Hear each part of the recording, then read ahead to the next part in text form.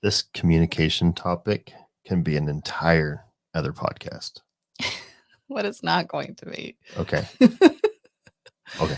Oh, you mean like an episode? Yeah. Like Okay. a whole nother episode, because there's all of the intricacies that go with it. Like what I say and what you receive from what I Yeah. say, or what you hear from what I say, is different than what I'm saying because of how I'm saying it, because how I look when I'm saying it, or what, all that Right. unspoken body language and Well, and then body all this stuff. language makes up like So 90%. like again, we're going down this rabbit hole of communication, but all we're saying is It's good. communicate.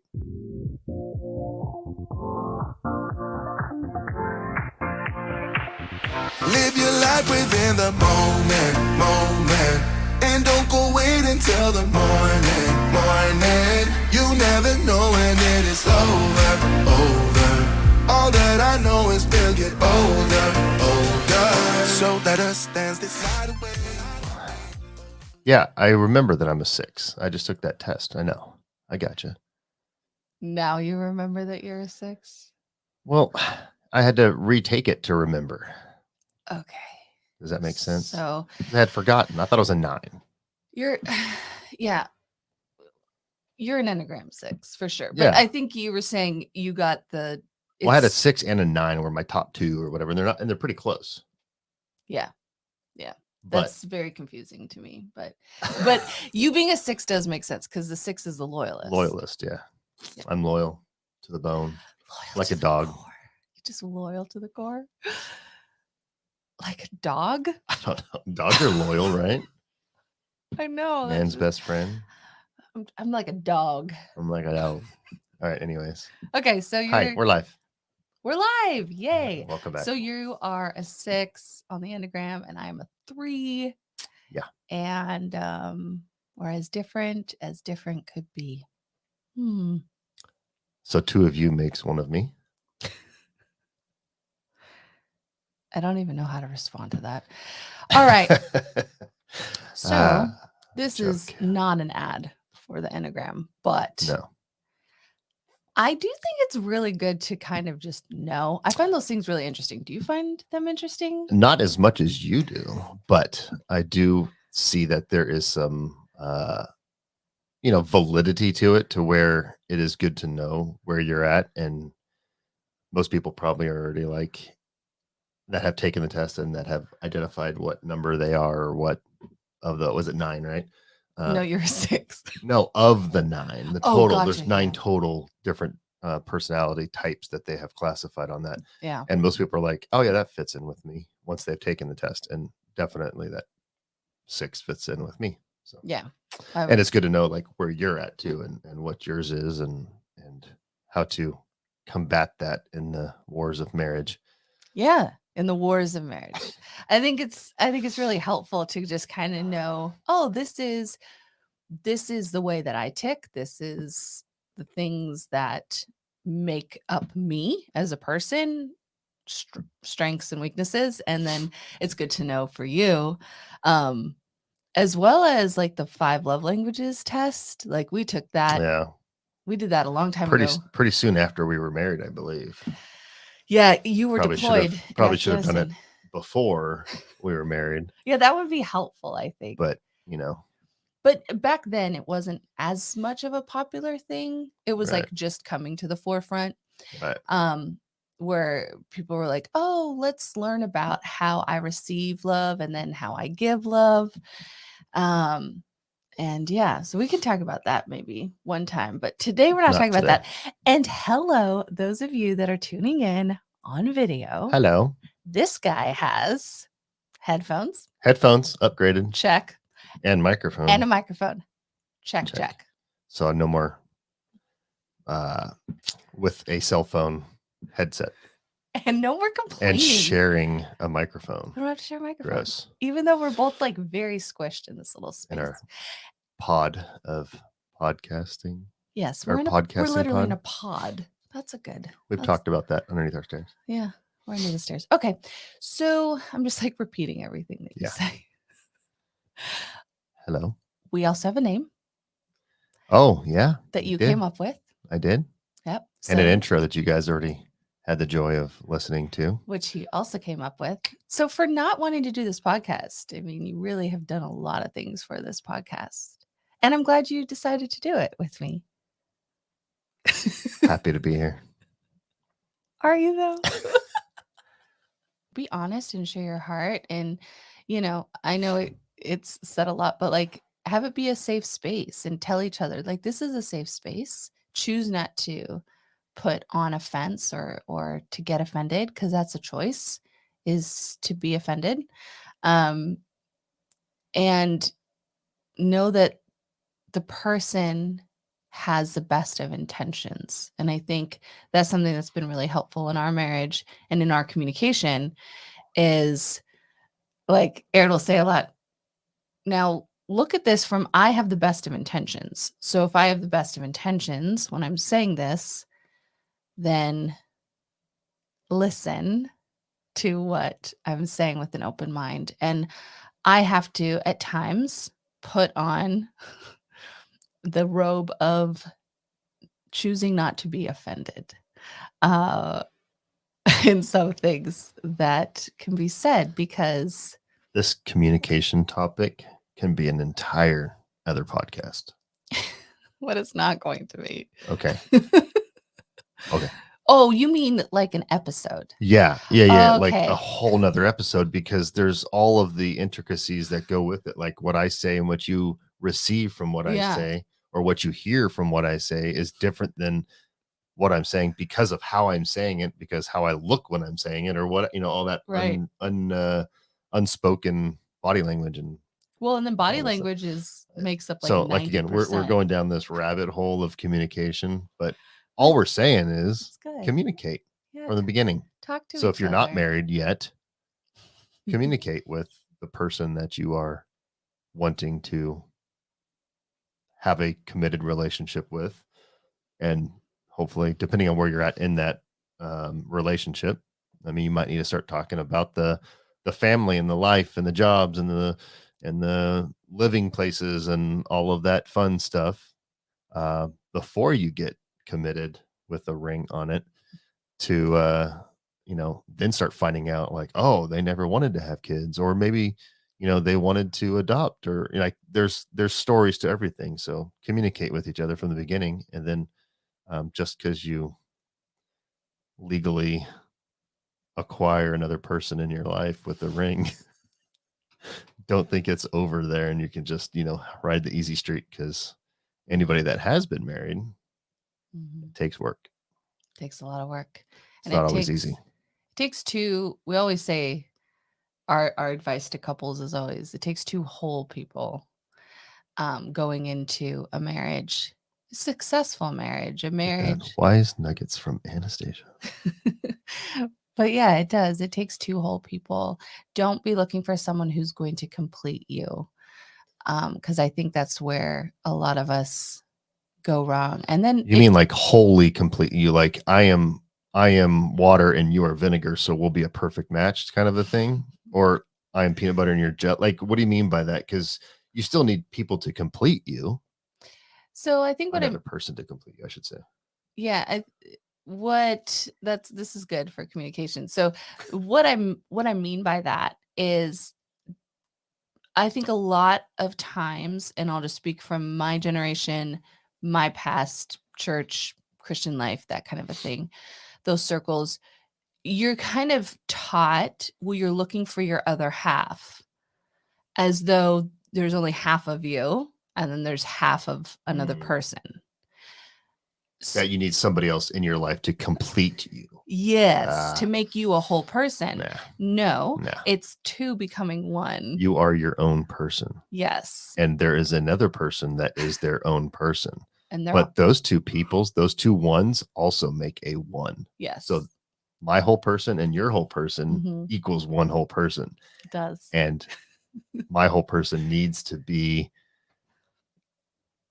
communicated to you, Mhm. and vice versa, so that we know how to make that one whole person at the end. Yes. But But don't go into, and if you're already married, and as a woman, from a woman's perspective, don't be putting all of your needs, thinking, bringing your vulnerable heart, which that's a scary thing, right? Especially for those of us that have been hurt in the past, to be vulnerable with someone. Divorce rate is so high, especially in the church. And people, a lot of times, like what you'll hear people say is, yeah, I'm just not happy. Like, I'm not happy anymore. He doesn't make me happy. She doesn't make me happy. Well, your happiness is on you, boo. I hate to break it to How you. can they make you happy if they don't know how to make you happy? True that. And how do they know that? Because you communicate. Or with you them. don't. Or you don't, and then you don't stay married That's right. or in a happy relationship, at least. That's right. I mean, like our parents' generation, something's broken, you fix it. Our generation, something's broken. Well, that's probably because it's outdated, needs new tech, something shiny. Let's go buy it at the Upgrade. store. We'll upgrade. We're now on iPhone 14, 15, 14s. 14. We're on iPhone 14s right now. Yeah, we're not taught that anymore. That's not socially what is communicated anymore. And so I think it can be easy to slip into that mindset of, oh, this is hard and I'm not happy. How many times have you woken up and been like, yeah, I'm not happy when you're like in Afghanistan? You're like, I just don't feel all the fuzzies right now. A lot. Yeah. That's just real life. So that's real marriage.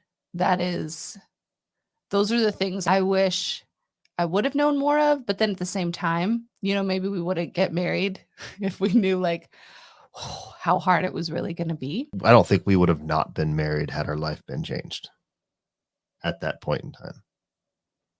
Huh? If we knew how, If we knew how hard it was going to be. not necessarily hard, but how much change in our life that we were going to experience. It wasn't like, oh, it's not worth it. I'm not going to be with that person. I don't think that was, at least for me, because of that look right there. No, I don't. Maybe it was for this girl here, but for me, I was like totally fine. Like they do say, in your vows, Till death do us part. rich or poor, better and Sickness worse, and- sickness and health. Yeah. So Yeah. I know I'm committed because I'm a loyalist. Oh my gosh. We are going to talk about that as well, removing the D word from your vocabulary in marriage. I think you got to remove that trump card, of going, oh, but if I whip this out, I could hurt you and get my way and manipulate your emotions. I used to do that a lot. I think if it's not in your vocabulary, the D word isn't divorce, peeps. Yeah. In case anybody's worried about something else or another word. What is okay, yeah, I guess. Never mind. Don't say it. That's an explicit word. Okay, so divorce, taking it out of your vocabulary, it shouldn't be that fallback. I mean, because anything that's worth doing in this life is typically not typically, I should say, let me rephrase. There's a saying that says that, but I don't know if I agree with it. A lot of things in this life are difficult, and life is difficult, and it throws you the curveballs, and it throws you you're comfortable, and now I'm going to make you uncomfortable. Thanks God. 2020, 2021, 2021, 2022. 2022. Maybe not 2023. We'll see. It's pretty fresh in the year. We're now. going to declare So- 2023 is going to be so great. Yeah. Anyway, so like you have all of those trials and those difficulties, and taking the D word out of it, to not fall back on and being committed, be with that person and through all of those vows that we just talked about. So I don't know. But okay, I feel like responsible to say a caveat to this. If you are in an abusive relationship, Well, that is a totally different story. that is true. So we're not talking about Facts. that. We're talking about the typical things in life, as well as some of the heartbreaks that will come with it, like losing a child, Jobs. losing a job, losing a parent, like Falling out of love because you do not talk to each other. yeah, those are the kinds of things. But because we can't speak to abuse, or that is serious, and that is something to talk to a professional Yes. about, to get counsel on, and to be safe from. So, of course, not that, but anything else, the rest of you that are like, I don't like the way he chews his Comes his food. hair. Combs his hair. I don't like that he's balding. um, whatever. We would like to talk about how it starts from the beginning of courtship, dating, friendship, whatever it is you want to start getting to know another person, whether it just be like an acquaintance type thing. It's just a communication. And honestly, like from my perspective, the, I guess, introvert side of me is there's always that fear and that scare. Like if I can talk to this person, they're going to think I like them. Or Oh my god. or the, yeah, that's like junior high stuff maybe, but like communicating it is like a beginning part of vulnerability too, because whatever you Definitely. say carries weight and should be received by another person that is also interested, right? Or at least you're trying to figure out if you're interested. But that vulnerability of saying something and having somebody else listen to you is the beginning part of where this communication should, start to take hold. And communication, as we were talking about before, is taught to us as wee lads and lassies, as babies, as children. We are taught nonverbal communication. That's established in us by the time typically that we leave the home, we leave the nest, we join into a relationship or multiple relationships. And then we have the baggage of, if we have other relationships, right? That then we bring that communication into our existing relationship. And we had talked offline, I think, about how you were raised is also Gonna play a part. going to play a huge part in how you communicate and receive communication. Mhm. So how I was raised and how you were raised were different, of course, because different families. Shocking. But that's part of trying to learn the other person and figure out where they're coming from and how they communicate that information to you or give you that information, whether it be verbal or nonverbal, how, or telepathically, if you have We're that. just gonna look at each other now Yeah. for the rest No, how of boring. this. Anyway, so like bringing those two upbringings as well as experiences and relationships that you had talked about together and Mhm. making it your own. Even like parenting, right? It's the same kind of idea with parenting. Yeah. You were raised with a certain type of parenting. I was raised with a certain type of parenting. And the good and bad that we have seen in those upbringings, Yeah. we're bringing to the table to create our own parenting and merging them together, taking some stuff out maybe, or adjusting or whatever the mix of it all is to make our own style of parenting still in line with our values and our morals and respects and communication and all of that, but it's our own thing. So it's the same kind of thing with communication. It's a small but big part of it all. Yeah.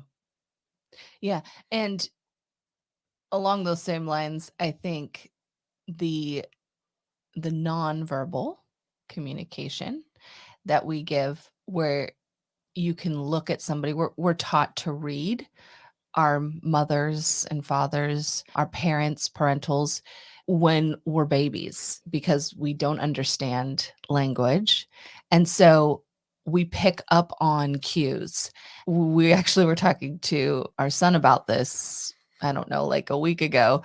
And we were saying, just because you stand there and you listen when we're talking doesn't mean that you are receiving and being humble in this discussion, because his body language is telling us something like totally different. Even when he's saying something, right? Yeah. Like this is another topic in itself with like teens and preteens or whatever. Yeah. And that whole fun thing, as everybody that has teens or preteens. I shouldn't say everybody because there's always outliers, but most people that have those ages in their families right now or have had in the past kind of have the gist of mood swings and I know everything. And I Yeah. mean, we're all there. I was like that too, I'm sure. So it was just one of those things, like just because you say it, your body language say it one way, your body language Is saying something or different. how you say it, not just what you say, it's how you say it and how you look when you're saying it. Mhm. It all plays a role in giving an overall picture of what you're trying to convey. Yeah, like your tone and your stance. So, I mean, And your facial expressions. and your facial expressions. I mean, if you're asleep or you're like, then it's going to change. Yeah, it's really difficult to have a conversation with someone if the other person's asleep. or acting as though they are falling asleep. I don't know. Have you ever said something to me that you didn't want to say to me when I was awake because you were worried about my reaction? But you knew you had to like communicate it. Have you ever done that before where you like waited till I was asleep and you're like, I bought a Harley or something? No, I mean, no. no, I'm guessing you have, though, to me. I don't think I have. I've thought about doing that before. I've never that felt the need because it's like if I'm going to say something to you, I want you to hear it and I want to see what's your reaction to it. I don't need to soften the blow or anything with it. And I didn't buy a Harley. She bought a Harley. I bought a Harley for you. Yeah. Okay. I was just curious. That was No, I more haven't. I have heard people that curiosity. do that too. Though. I've heard that as well. I just don't understand it because I mean, I guess if you have healthy communication from the get-go, then And then I you don't already- have to be passive aggressive. not that I know how you're going to respond to everything, but I usually have a pretty good idea how you're going to take whatever I say for the most part. Yeah. And I would think likewise with you. Yeah. So So I don't need to soften the blow by you don't have to getting it into your subconscious while you're sleeping or something, to kind of like, No, you're like, when did that happen? What did you I told you. I told you last night, I told you about that. You just don't remember. you were just not actively listening. My fault. No, it's your fault for not actively listening. Okay. You were asleep. So if you've done that, that would be a great example of bad, poor, manipulative communication. So as we're talking about this, we're going to kind of possibly jump around. I don't know. Yeah. I feel like we Jump already around. are, but throwback. What was I the was- name of that band? I was going to say something about it, but I won't. Jump around. Yeah. So, get up. Okay. Anyways, we talked about communication a few seconds ago or minutes, I guess, at this point, about communication from the beginning, right? Yeah. Establishing that positive, good, active communication, the talking and the listening. And typically, I think that is pretty consistent with how people do things because what's the best way to get to know somebody? Talk to them, right? So I think a lot of people, if not everybody, does that. I mean, I know there's like still probably arranged marriages and stuff out there, but as a whole, I think people communicate. Now, the way that you communicate and what you communicate about differ greatly. Yes. And that there is a responsibility that you carry when you communicate. So let us dance this night away.